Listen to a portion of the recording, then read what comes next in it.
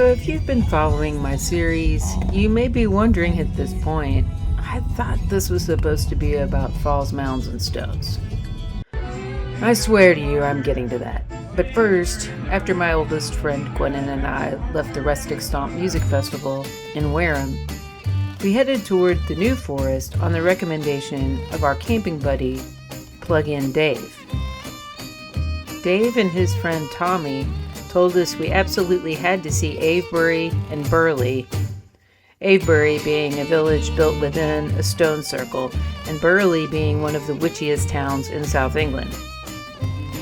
The New Forest is home to around 5,000 free-range ponies spread over 200 square miles of land.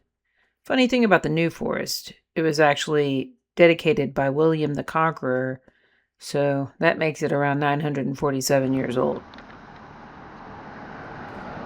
Burley became known for witches in England mainly because of a woman named Sybil Leek, who opened an occult crafts shop there in the 1950s. She also started a coven called Horsa, coincidentally. She was a prolific author and astrologer, and was like a magnet for bringing other witchy folks to the area. Gwennon and I did some souvenir shopping and had a bite to eat. In the public parking lot, I came across this gnarly tree and was mesmerized by its expressive features. In Louisville, my hometown, we have a similar tree with an oddly witchy connection. In an inner city neighborhood called Old Louisville, there was an enormous old maple tree that was known to be the meeting place for a group of women in the 1880s. They were often seen circling the tree and performing rituals. It was obviously their holy tree, but for some reason, the town fathers decided to cut it down and make a maypole out of it for a May Day festival in 1889. The women warned them not to do so, and when it was done against their wishes, they cursed the entire town. They even said, "Beware the 11th month," specifically. Not November, but 11 months from the chopping down of the maple in March of 1890, a devastating tornado hit the town, practically destroying it.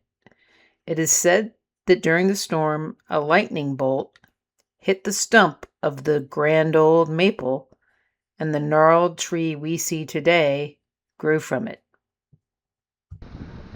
So naturally, I wonder if this old tree in Burley suffered from something similar that caused its whorls and knobs and burls to form.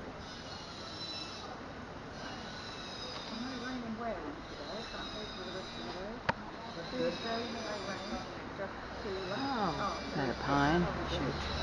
Yep. So we're surrounded by pines, hollies, and oaks in the witchy town, Burley. I think this may have been the third time on the Ireland and England portion of the trip that I felt the magnetic pull of the trees. The first had been at Ballyeadmond Wedgetomb in the Dublin Mountain foothills. The second had been at Camp Heartland under the oak tree, and now here in Burley. There's definitely something to the trees. I usually see that name thrown around in British mysteries. They hopped into the moors.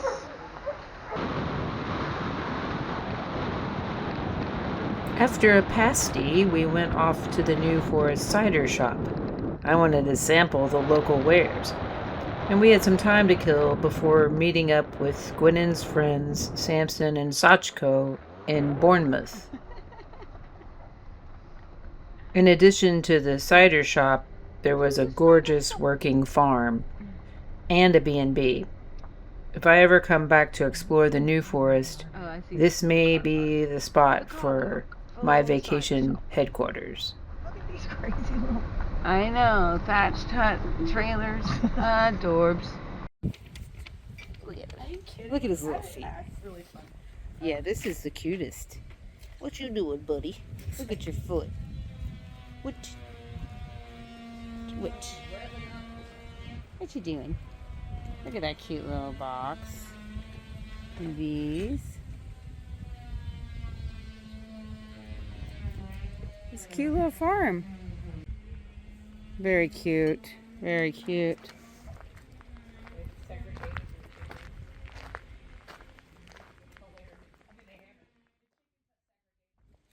Look at this. They could be doing deliveries in this cool van. How cute is that? That's where they grow the apples. Little logs down a cute little country lane. Towards the late afternoon, we made our way to Bournemouth to check out the beach. It was a blustery day, but the temperature was nice and there was a lively tourist scene there.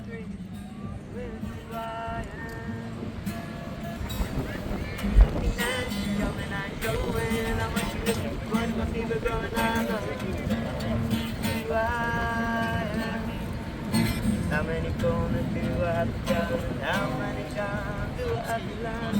Oh, the love I have it in my mind.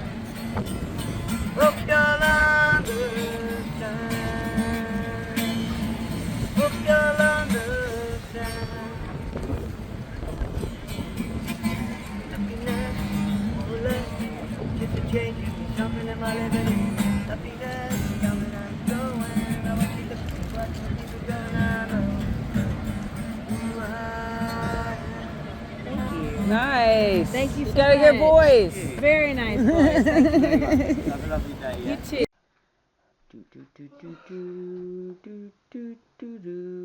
Mary Shelley stayed here.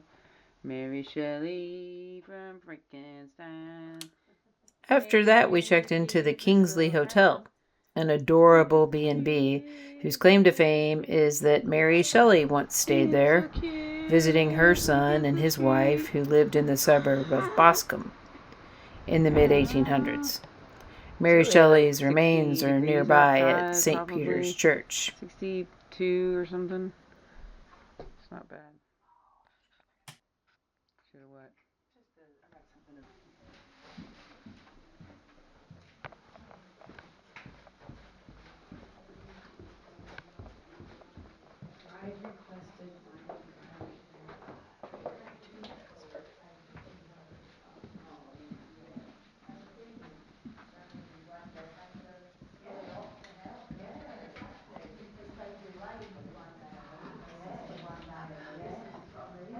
Look at this beautiful door.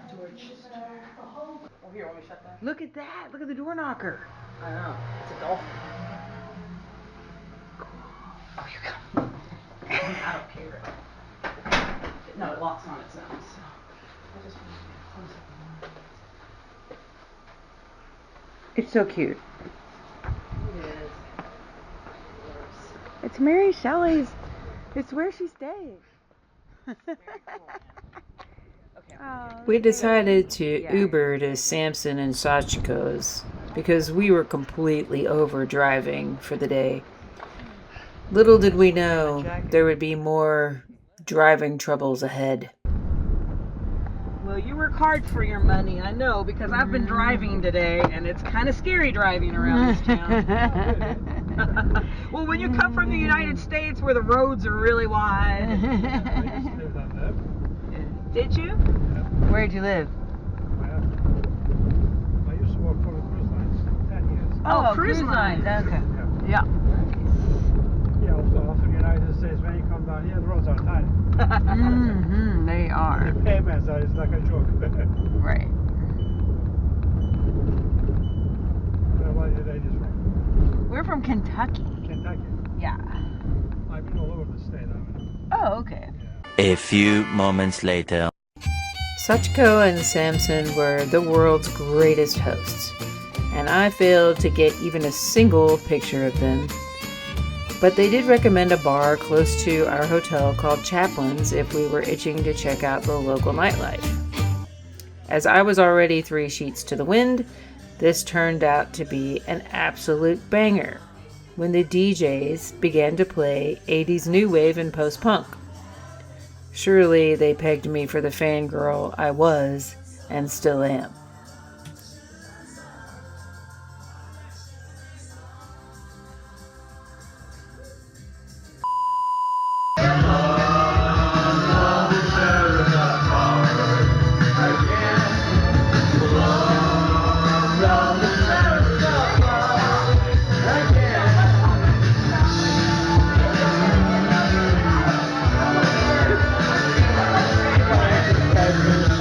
And when it became clear that we'd better get back while I could still walk, we stumbled through the darkened and quiet streets of Boscombe back to the Kingsley.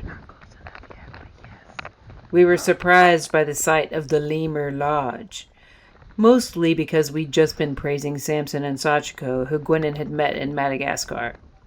We were just drunk enough to think those coincidences as funny.